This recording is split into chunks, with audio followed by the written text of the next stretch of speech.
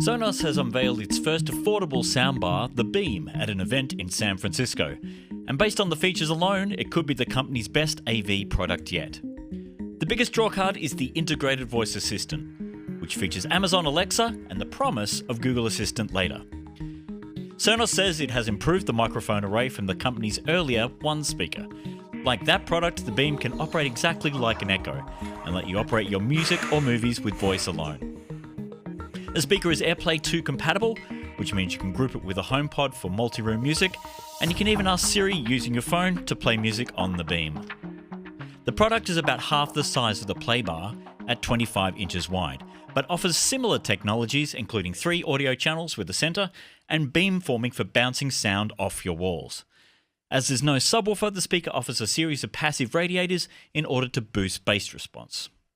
The Sonos also includes an HDMI port, which is a first for the company. But if you have a TV with an optical port, there will be an optical to HDMI adapter in the box.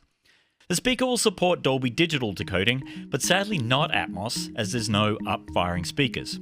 If you want to expand the system, you can also add a pair of Sonos Ones, for example, as rears, and the subwoofer if you want more bass.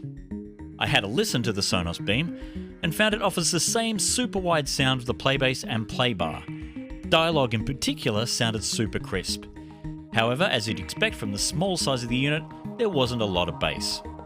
The Sonos Beam will be available worldwide on July 17 for $399, £399 or $599 Australian. With support for more standards than before, in addition to multiple voice assistants, the Sonos Beam could be the smart soundbar to beat for the money.